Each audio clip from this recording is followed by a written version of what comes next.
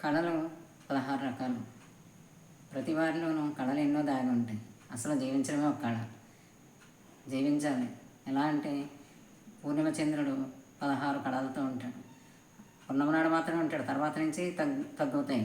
ఎంత తగ్గినా మళ్ళీ పెరుగుతూ ఉంటాయి. అలా మనలో కూడా పెరుగుతాం, తరగటం, కొన్ని ఒకరిలో ఉంటాం, ఇంకొన్ని ఇంకొకరిలో ఉంటాం, ఇవన్నీ జరుగుతూ ఉంటాయి. కొంతమంది మన గుణాలను, మంచి గుణాలను గుర్తించి తాము మంచిగా ఉండే ఇతరులకు మంచి తలపెడతారు. అలాంటివన్నీ దివ్య గుణాలు, ఈ దేవతల గుణాలు అన్నమాట. ఈ దేవతల గుణాలను మనం పెంచుకుంటూ వెళ్ళి దేవుళ్ళు అనిపించుకుంటారు. అలా ఎంతోమంది మహానుభావులు ఉన్నారు.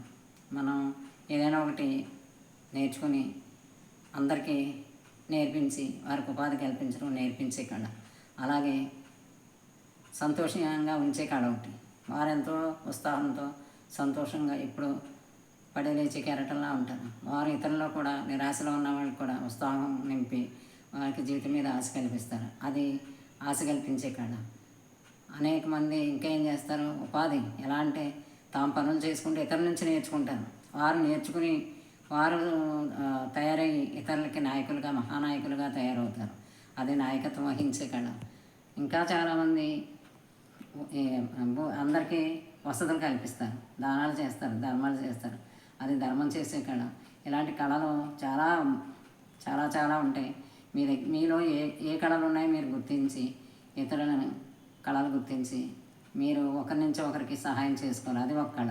అసలు జీవించడమే కళ.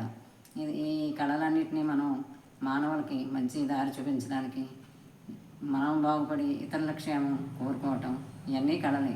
మన క్షేమం ఎక్కడ ఉంది? ఇతరుల క్షేమంలోనే మన క్షేమం ఉంది. ఇలాంటివన్నీ తెలుసుకోవటం, ఇది జ్ఞానం వల్లనే. అసలు జ్ఞానమే ఒక కళ. జ్ఞానం లేకపోతే ఇవన్నీ మనం తెలుసుకోలేము. ఇతరుల సంతోషంగా ఉంచడం, ఇతరుల ఆనందమే మన ఆనందంగా భావించడం, ఇవన్నీ కళలు. మరి ఈ కళలన్నింటినీ వదులుకుని మనకి ఏముంది, నా దగ్గర ఏమి లేదు, నాకు దేవుడే ఏమి ఇవ్వలేదు, ఇలా బాధపడుతూ ఉంటాం. అసలు మనలోని ఈ కళలను గుర్తించి, ఈ గుణాలను గుర్తించి మనకు దేవుడు ఇది ఇచ్చాడని మనం ఏమీ లేదనుకోకర్లేదు. మనకి ఎంతో ఉంది. భూమి మీద మనం తీసుకోవాలి, కానీ ఎవరో వచ్చి ఎవరో, ఇవన్నీ మనం స్వతంత్రించుకుని ఈ గుణాలు పెంపొందించుకుని మనం అభివృద్ధి చెందాలి. కానీ ఎవరో మనకి పుట్టుకతోనే వచ్చేవి. ఎంతోమంది అవి నిరూపించారు.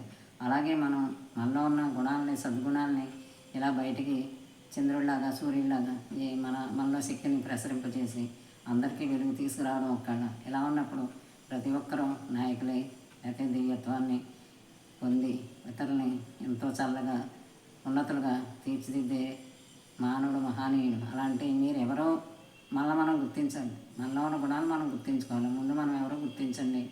మీలో ఇన్ని కళలు ఉన్నాయని తెలుసుకుంటారు. మీరు ముందు దీన్ని గుర్తించి మీరు మహామనుషులని, మహామనీషులని గుర్తించండి. మనలో ఇంత ఉన్నప్పుడు ఏమి లేదు, అది గుర్తించుకోండి. గుర్తిస్తాం. దీన్ని తెలుసుకుంటే మనకు అంతా తెలిసినట్టే. జీవితం అంటే కళ, దాన్ని తెలుసుకున్నట్టే. సరేనా?